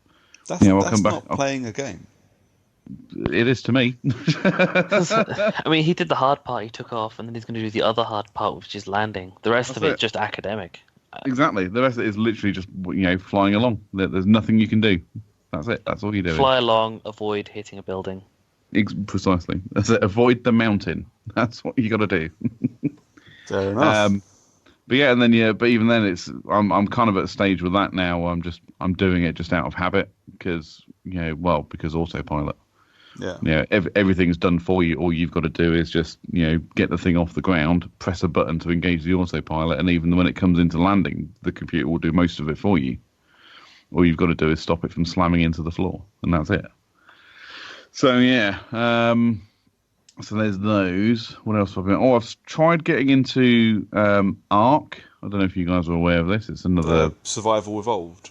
Yeah. Now, a friend of mine has recommended it to me. My problem with that game is there is zero tutorial. I have no idea what the hell I'm doing. Is it a full game yet, or is it still in preview? It's a full game. Okay. So I've got it on Steam. I've got Survival Evolved and Survival of the Fittest. Because it was a preview game or a Steam Greenlight game for a long, long time. And it's actually made by the same people that are making that perpetual online pirate game. Oh, okay. Maybe it is still in whatever you just said. Greenlight. That's it. Maybe it is still in Greenlight then. I don't know how would I tell? I'm pretty sure it would tell you when you buy it that it's not that it's not a complete game. I didn't buy anything. It was a long time ago, and I'm pretty sure it's on all the consoles as well. So I think it is complete. I never played it. Yeah, there's just fuck all tutorial for it. Like I say, I can walk around, I can bring up a little, dial menu, but I don't know how to, you're supposed to tame dinosaurs or something. I haven't got a clue how to do that. I'm sitting there pressing buttons and clicking my mouse, and nope, nothing's happening. I'm like, next thing I know, I'm being eaten by a fucking raptor. So, Yeah, so there's that. Regular So old Tuesday. I might need a bit of guidance on that one. So I'm hoping my mate's going to be available over the weekend for that. Yeah. What else have we got? Oh, Ace Combat, of course, guys. And so again, it's been out for a while, but I've only just picked up Ace Combat. So tell us a bit about Ace Combat, because I installed this. I actually, when you said you were going to come on, I rented it from Boomerang and installed it, and very quickly went, yeah, this is an Ace Combat game. Yeah, not for you. I'm going to go back to my games now. Yeah, put it down. I don't mind flight sims, but I tend to find I get frustrated with them quickly. I like arcade flight sims, things like Hawks. I enjoyed Hawks. Hawks was great, wasn't quite a bit. But this falls under the same category as like the Ghost Recon Breakpoint thing. I have a lot of time for anything that says Tom Clancy's on the front of it. All right. I'm not saying there's Ace a Combat massive was difference. Sorry, go on. I'm not saying Ace Combat was bad. It was all right. But because it's not really my thing, and I was in the middle of other games, I was like, I don't really want to keep playing this. I'd rather go back to my never-ending list of games. Why am I adding to it with... It would literally be like me going, I fancy playing FIFA. But this is my point. I wouldn't ever play FIFA because it's not my game. I don't like the sport. I don't like the kind of game it is. And I have enough games to play. Why would I go, you know what I need to play? Some FIFA Ultimate Team. Yeah, I get that. No, so Ace Combat, I mean, there's a massive difference between Ace Combat and Hawks. No, I am a flight sim guy. I love, flying in airplanes and stuff. Again, I'm a proper nerd. Hawks was very arcade-ish. Like I say, I mean, you had different views there. I mean, but again, still different things to do in terms of, air assault, ground attack, all that kind of stuff. It was a lot more arcade-ish than Ace Combat, though. Yeah. Ace Combat is more... I don't know. Well, I mean, the last one, Assault Horizon, felt more like they were trying to base it in real world scenarios with, Iraq and all that kind of crap going on. Yeah, so this is very future alternate reality thing, isn't it? Yeah, they've almost made an alternate reality with this one, which is interesting. I guess it means they can kind of take the story wherever they want to go. I mean, spoiler alert, you start off as a pilot, as like a rookie pilot for the Air Force. You get blamed and tried for shooting down the president or former president or something. You end up in jail then as part of a decoy squad, decoy flight, but you're still flying and you've still got weapons, and so it's a bit of an odd story so far. But it's still interesting. I mean, like I say, I like the variety that it provides. I don't think it's as good as the last Ace Combat. I don't think it's as good as Assault Horizon. Mainly because, sorry, go on. Wasn't there a free-to-play Ace Combat between Assault Horizon and this one? I think there was, and I think it was a load of shite. So I remember picking it up for a little while and going, no, this is garbage. Don't like it. Fair enough. But I can't remember what it was called. No, that's fine. Ace Combat, I kind of know of and know about because I used to play the Ace Combat games back in the day. When I say back in the day, like that when I first got a 360, I was playing, I think, Ace Combat 5. Yeah. See, I only picked it up when it came to PlayStation, and that was Assault Horizon. Yeah. And now it's on PC as well. Now, Skies Unknown is on PC. That's what I'm playing it on there. My issue with it at the minute is there's not as much variety in this one as there was in the last. So in the last one, you'd fly aircraft, fighters, bombers, but you'd have helicopters in there as well. Yeah. Doesn't seem to be much in the way of variety at the moment. I mean, you get to choose what aircraft you're flying, which is great. And let's be honest, I'm just going to stick with an F-14 Tomcat until something better comes along. But yeah, there just seems to be a bit of a lack of variety in terms of, you need a helicopter for a particular mission, or you must have a bomber for a particular mission. Yeah. You can just choose whatever you want and fly whatever the hell you like. But it's still fun though. I'm still enjoying it. So, and again, that's going to get some more of my time over the coming weeks. I've got all the DLC for it so far. I'm actually just having a look on the Steam store, see what DLC there is. So I've got I mean, so I bought the deluxe edition, so it came with all the DLC downloaded anyway. Yeah. So does that mean you get the 4th DLC that's just been announced? You'll get that just as part of an update. You don't have to pay for it now. I don't know. That's the only thing I don't know about. Because I've just had a look. There's a DLC for the F4 Phantom 2, which it's like £2.49, and I've just had to pay for that. Okay. Well, no, this it's story DLC, so it's. I see. It's called, I don't know, Hidden Enemy or Unexpected Visitor. Unexpected Visitor. There you go. DLC mission Unexpected Visitor now available. There you go. Doesn't give me an option to buy it, so maybe it does come as part of the deluxe pack.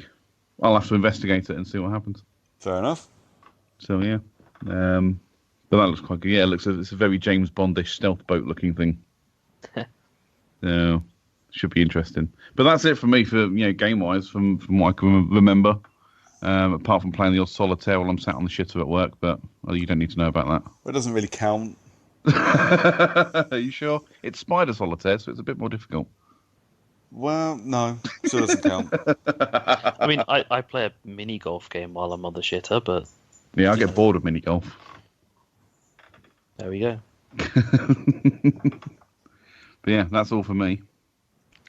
And other Brooker. Apart from Hitman, I'm not going to talk about I've done my Hitman bit. I'm not going to talk about Hitman now. That's why I said apart from Hitman, what did you play? So I'll continue on with the Gears thing. So I finished Gears, as you did and Lee did, yep. And a lot of this was done in co-op. It is a massive, massive improvement over Gears 4, story-wise. So we talked about it a bit last episode, didn't we? But we both kind of said, well, we can't talk about it much because we haven't really got very far. So, obviously we're not going to spoil it because that would just be really cuntish. But it is, story-wise, it is actually a really good game. I do not like that the story is just kicking in just as the fucking credits roll. Oh. That really fucking annoys me. Because you don't need to sell me Gear 6. You don't. I will buy Gear 6 anyway. Anybody that is playing Gears 5 will already be playing Gear 6 when it comes out. You don't need to fucking cliffhanger the story for it. This ain't Game of Thrones. This ain't The Sopranos or Breaking Bad. You will get, you're not going to get the next game next year. It's going to be 2, possibly 3 years before we play Gears 6. I don't want to wait 3 years to see this story end. And I'll be quite honest, that pissed me off. Are they doing that? Sorry, go on. No, go on. I was going to say, are they doing that maybe because, like you just said, Game of Thrones, Sopranos, all these other big popular TV shows that, for some reason, draw in the crowds because of their cliffhangers and make sure people do come back? Are they doing that because that's kind of the way people are now when it comes to their attention? I mean, I think that's the way people are anyway. And people always have been like that. But, at this point, when you're... Okay, Gears 5 is actually the 6th Gears game. But when you're 6 games deep in this series, you know there's a story, there's an underlying story, and it spreads from Gears Judgment all the way up to Gears 5. There is one long narrative. So what you don't need to do is go get right to the end and go, now we know what this thing does. We need to go and do the thing that it does to stop it doing the thing. And then running the fucking credits and me going, oh, okay, I'm waiting for Gears. I was on the mic with John and our mate Lee, and I went, oh, I guess I'm waiting for Gear 6 to see the end of this fucking story then. Mm. And what they did, they took a really good ending, a genuinely emotional ending to a really good fucking game, and pissed all over it, and it really annoyed me. Oh. Gears 5 is fantastic. It's so much fun to play. It's buggy as shit. And it is beyond ridiculous the amount of crazy fucking stupid dumbass bugs that this game has. I mean, just for an example, there is a boss at about the halfway point called the Matriarch. It is just a giant monster. Right. And the second time I got to it, or second time I fought it. So first time I fought it was in my game with John in my game. The second time I fought her was in John's game with me, John, and Lee. And this Lee playing on insane difficulty. And Lee being a dickhead, playing on insane difficulty against probably the worst boss in the game. While playing as Jack.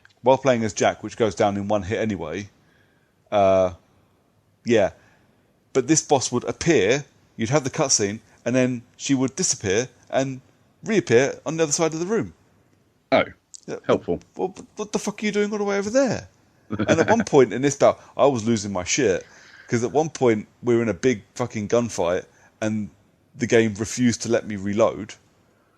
So for the 9 people in this world that have never touched a Gears game, Gears has active reload. So you tap the reload button, and if you tap it again at just the right time, you get a bit of a boost in your ammo. So usually it's a damage increase, like 25% or something. And it's integrated into the Gears DNA. Every Gears game has it, and you need to be able to use active reload sometimes to win the fight that you're in, because you can get overwhelmed sometimes. And it's a beautifully frustrating system, because I said this in the last episode. If you fuck up that second tap, it's not the game's fault. You can't get angry at the game because it was you. You dicked it up, and now you're the one that's going to die, or at least you're the one that has to run to get away from shit while your character unjams his rifle, which I think is beautiful. But years of playing shooters, I kill one guy, I've got half a mag left, I'm going to reload. The problem was that it bugged out and wouldn't let me reload at all. So I literally had to empty my clip, and then the game would auto reload. But it still wouldn't let me double tap for the active reload and the damage boost. And this was during a big battle where I needed as much damage as humanly possible and the ability to reload when I fucking wanted. I thought I was going to cry. I was getting so angry. And Lee's going, well, just sort your button out. It's not my fucking button. Because now it's letting me do it. Oh, now it's not. Now it's letting me do it. Fuck you! The game it's not fundamentally broken, but it has a lot of bugs that do make it a frustration at times to play. But I fucking loved it. It was Gears 5. Yeah, I thought it was amazing. More like that, preferably fewer bugs. I haven't played any Horde. I haven't played any Escape. I will at some point. It's on Game Pass. I'm going to have it forever. I'm going to go back and play it. I want to play through it again with you. I think I'll probably end up playing through it again with Lee, so Lee can run through on Insane and he can hide behind me while I play on Beginner. Yep. I think, aren't we agreed that we're all going to do that with each other? So it's like we've still got another 3 gameplays of this game. Christ. And it's about, what was it? It must be about 7 to 8 hours if you don't fuck up the Matriarch battle, which we did a lot. Multiple times. To be fair, I played the Matriarch battle with someone who was playing on Insanity, and I decided to jump into it on Beginner because I thought, fuck it, I'm going to smash through this really quickly with them. And I was the one that died more frequently because I was the one who was standing in stupid positions trying to finish it quicker. Yeah. So they were being really cautious and standing away. I stood next to the fucking bitch as she jumped out of the ice one time and hit me on her way out. Nice. Instantly killing me. I did like the bit where I killed the Matriarch and accidentally killed you at the same time by shooting the ice underneath you, and you fell in the freezing water and died. Yes, so the Matriarch was just about to pounce on me, so I'm quite thankful that she didn't kill me at that point. But you shotgunned the ice and I fell in. Yeah. And the problem was, so there was a delay between you dying and other things happening. So she actually died, and we got the beginning of the cutscene for her dying, but then you died, and it reset us back to the beginning of the boss fight. Yeah. Oh, no. That was frustrating. Me falling in the ice, it's not an instant death, but it's not like I could have been saved. It's not like you could have walked over and pulled me out of the ice. No. So I was slowly splashing about in this freezing ice before sinking and drowning in ice that's not actually deep whatsoever. No. It was yeah. But again, half the fun was playing with 2 other people that you love playing games with, and like you're getting frustrated and you're just yelling obscenities at each other, and you're laughing your asses off, and it just every time someone dies, oh for fuck's sake, not you. Just shoot the bastard. And then it became the running joke of, oh, it's your turn to die next, and Yeah. then Final and then Destination chains. Lee died twice in a row and upset the balance. Yeah. Yeah, it was. I mean, the Gears 5 is a shitload of fun, and it's even more fun when you're playing with a couple of mates, assuming you can have a laugh and joke about. But yeah, I really enjoyed it. What else did I play? Okay, so I'll do these two kind of together because they're basically the same thing. So I finally finished my Until Dawn playthrough. So for those that don't know, Until Dawn is a horror game. But it is a horror game that plays like a mix of a Telltale game, you know, kind of point and click, walk around and pick up things and investigate adventure, and a game where you get to kind of be a horror film director. It's really kind of cool. So it's got a couple of famous people in it. It's got Rami Malek, who obviously most recently won an Oscar for being Freddie Mercury. And it's got, I've forgotten her name, plays the cheerleader in Heroes. Hayden Panettiere. A couple of others. Peter Stormare is in it. Nice. It's basically a choose your own adventure horror game. And it's a bunch of friends who've gone up to a cabin on the year anniversary of the disappearance of a couple of their friends. They've all kind of got together. They're all going to have, you know, a bit of a celebration and all that lot. But because teenagers are teenagers, none of them think to travel up here during the day. So they all arrive at night, and then horrible things start happening. It's part ghost story. It's part slasher. It's part monster film. It's quite scary. How did I put it? So the thing with horror games over horror films, the thing with horror games is you can't look away if you get scared. So if you get scared watching anything, you can just kind of look away from the TV. The film will continue. You don't have to watch it. If you look away while you're playing a game, nothing happens. You can't do anything. If you can't see where you're going, you can't move forwards anymore. If you look away from the screen, there's a quick time event, you're just going to die. So horror games kind of force you to watch the horror. But what Until Dawn does is it's really good. It builds up atmosphere. It's got great music. It's got some awesome scares. For the first, I think, 2 hours or so, me and Maya played together. And it made her jump out of her skin a couple of times. It's got some really, really good horror moments in it. Yeah, I'll pass, thanks. But the thing is, there are a million different ways it can end. So it is possible to get to the end of this game and all 6 or 8 or however many there are of your characters survive. Or any number of them can die. All of them can die if you're really shit at this game. So it's completely possible for everybody in this game to die. I got to the end and I only lost one person. I feel bad in as much as it was the black guy. It was the only black guy. The only black guy in the game was the only guy to die in my horror game. I felt a little guilty about that. You were just following the standard horror movie trope. I was, yeah. I didn't do it on purpose. I did try to keep him alive. It just didn't work.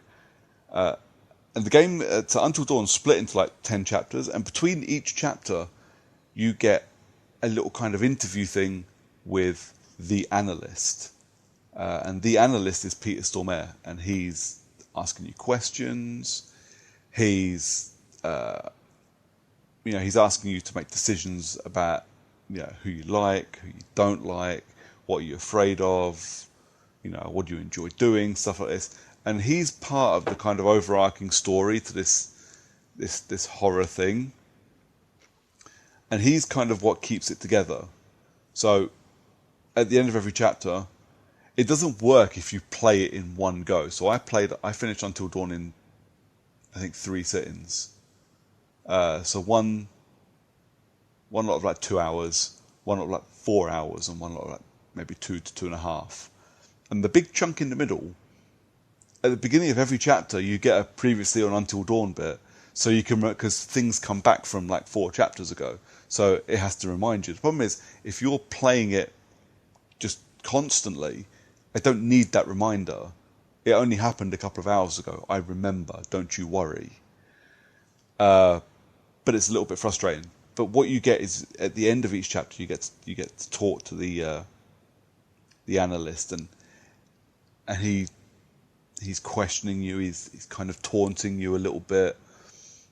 He's trying to make you react, and it's just really so well put together.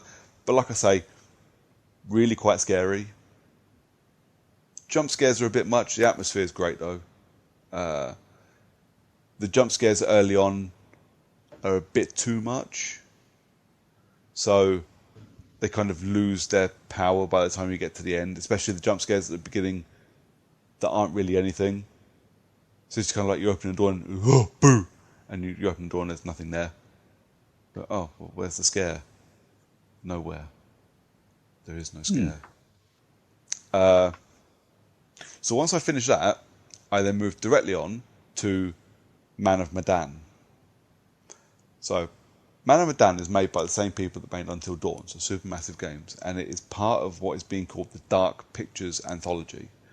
So it is another choose-your-own-adventure horror game. So it is Until Dawn, just at this point it is now multi-platform. So as Until Dawn was a PS4 exclusive, Man of Medan is available everywhere. So now instead of a cabin at night in the woods, we have 6 friends, or 6 people, because they're not necessarily friends, 5 or 6 people who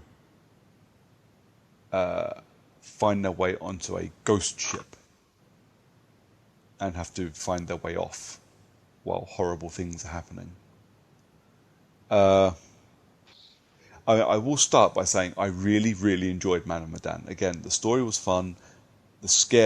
Some of the scares were fucking great. There are a couple of really good, chill down the spine atmospheric scares. At one point you go through a door, and just as you go through, like a phantom of a pin-up girl character from the game just kind of appears standing next to the door and then disappears, and you're like, it's almost an out of the corner of your eye thing. So did I see that? Was that there? But the problem is, when that happens, you then start looking around and going, is this going to happen through every door I open? Is this, what's going to happen? What's coming? And you're like, and some of it is really, really quite nerve-wracking. But what takes you out of it is the fact that it's not anywhere near as polished as Until Dawn was. So the thing with Until Dawn and Man of Medan is a lot of what happens to your character is based on quick time events. So, like running through a woods, quickly tap triangle to duck under a tree, and if you don't get it in time, you'll face plant into the tree and fall over, and the thing that's chasing you might catch you. I've not got the fastest reflexes in the world, but most of the QTEs I've done okay. Until Dawn has a thing where it says don't move, and you're hiding, and it'll tell you to not move, and you have to sit completely still. If you move the controller, it registers that you've moved, and then you fail it. So it can be quite sensitive. So I failed one that I'm fucking sure I didn't move, but all of a sudden it went red and I fucked it completely. But they've taken that out for Man of Medan. They still got the QTEs, but that's out. But they've replaced it instead with like a QTE thing where you have to tap A along to your heartbeat. Assuming you can keep in time with that, you stay hidden.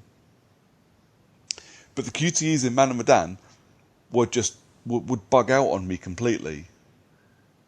I know that if I miss a button, that's fine. That's me. If I'm too slow to remember which one is X, that's also me. And if it happens once or twice, I will kind of go, oh, that was just me being a bit slow. But like 4 or 5 quick time events in a row, I was smashing that button and it was failing on me because it was thinking I'd timed it out. It got to a point where I had to go into the accessibility options and turn off QTE timeout just so I could get through the fucking game without getting annoyed at it. Wow. I think maybe because I finished playing Until Dawn and then went directly into Man of Medan, so the story isn't completely different, and you kind of know to expect twists and turns and things to happen. But without even trying, I managed to keep everybody alive in my first playthrough of Man of Medan. Nice. Yeah, I got a little trophy for it. That's what all really matters, isn't it? So it's all about the trophy farming, right? Yeah, well, not anymore, not for me. But where in Until Dawn you've got the analyst. So the Dark Pictures anthology is going to be a series of games. So Man of Medan on release day cost me 25 quid. So it's a short game, a mid-priced game, and it's going to be part of a collection of games. So the next one's called Little Hope, and is due out next year. So you get a little advert for it at the end of Man of Medan. So where you get the analyst in Until Dawn, there is a person keeping all this together in the Dark Pictures anthology, and he will go across to all the games. And he is the curator. And he basically... Bit on the nose, isn't it? Well, yeah, but he basically acts like the crypt keeper from Tales of the Crypt. He is the one that's telling the story. He's telling the story to you, and he will give you hints and tips if you ask for them. You don't see him as often as you see the analyst, and that kind of makes me a little sad. I wanted more of him, because I thought he was a really cool character. Hopefully we get a little bit more of him with Little Hope. Sadly, Man of Medan has not been received as well as Until Dawn was. It's not as good. Until Dawn, this game ain't. Not at all. I think we will probably get Little Hope. I'm guessing it's midway into development if we're getting some of the cutscenes and things that are at the end of Man of Medan. It looks very Silent Hill-ish, so it could be interesting. I'm guessing Namco, Bandai, and Supermassive Games wait to see how that one does before they're allowed to start development on number 3. I'm hopeful. I really enjoyed it. A couple of scares in Man of Medan did make me jump out of my skin. Even those moments I knew I shouldn't have looked. I knew there was going to be a scare if I looked, and I looked anyway, and there was a scare, and I shat my pants. It was great. Horror games for the win, man. I really enjoyed the last couple of days actually getting to play some really good quality, scary horror games. And it's been really, I've been dying to play Until Dawn and Man of Medan. So, yeah. That's all my gaming, I think. Fair amount done. Yeah, problem is, it stopped me from going to see films, and now I don't really want to go to the movies. I went to see Rambo last night, and I was like, I don't really want to watch Rambo. I want to play more video games. It's not like there's a massive backlog of video games you've got to play. Exactly. And also Hitman. Yeah, that too. And more Man of Mundane. Yeah. Like the Brooker clan, I also played some Gears, so I'll keep it short and sweet in that I finished the story. I enjoyed it probably more than I was expecting to. I've not played any more Horde or the multiplayer or anything like that, but all in all, yeah, it's kind of been fun.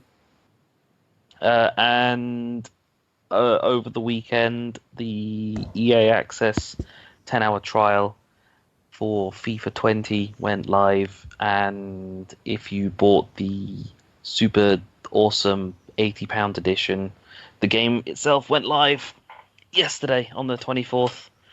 Or if you're on Xbox and you set yourself forward to New Zealand time, then it went live on the 23rd at like midday or something. Nice. Did you buy the super duper £80 edition? Did I fuck? Thought that would be your answer. Yeah, one of my friends has definitely bought it, the one that I game share with. But he also showed me a screenshot of his phone of his current team, and I noticed at the top of the page it has him with 12,000 FIFA points, Jesus. which 12,000 FIFA points equates to approximately £80. Fucking The hell. Ultimate Nice. Edition of FIFA is also £80. So it's a game that's not officially released until Friday, and he's already spent about £160 on it. Wow. This is why I don't buy Madden anymore. Had this conversation with somebody at work today. I'm like, I must have easily spent over my Madden Ultimate Team career £1,000. Yep. I'm not doing that anymore. God, don't ask me how much I've spent on Star Trek Online over the years. Oof. Oof. I've had this argument with people before, saying things like, but FIFA Ultimate Team makes more money than the game." Yeah. And they will always reply back with, "Yeah, but I don't buy any of these microtransaction stuff." You don't have to. You just need one person to go out there and buy the £80 microtransaction once, and they've doubled their money for that one person, which has covered off one person who's not done it. Especially when they've bought the £80 edition to start with. Yeah. But no, there are YouTubers out there with, I think, one of the Twitch streamers who is actually affiliated with EA for his FIFA stuff currently has 1.5 million FIFA points to his account. That's 10 grand. Jesus Christ. Any chance he can cash out? No. Oh. But it's not necessarily him that's bought it either. I mean, yes, he's probably been gifted some of them from EA, but he's a Twitch streamer, so people are buying these things for him and donating them to him, or giving him money to open packs. He's Bloody literally the equivalent of a YouTube channel unboxing toys and showing it's these people are essentially paying to watch someone else open up player packs to view and probably quick sell almost every single one of them, because it's so unlikely for them to get one of the top tier players. Jesus. People are paying for this privilege. I'll never understand this. That seems a bit ridiculous to me.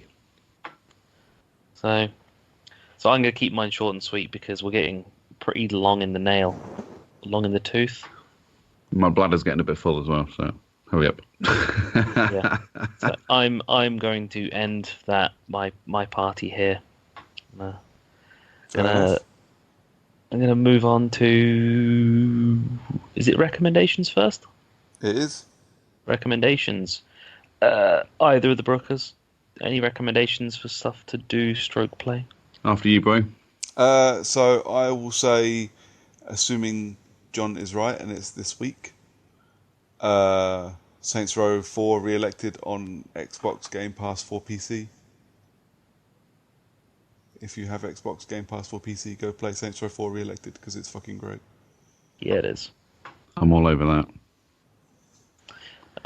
Other Brookham person? The Brooker person. I am going to recommend, I know I've spoken about it a lot, but I'm going to recommend Ace Combat 7 just because it's my kind of game. Absolutely love it so far. Can't wait to play more, and I can't wait to take it online as well and see what that's all about. Nice.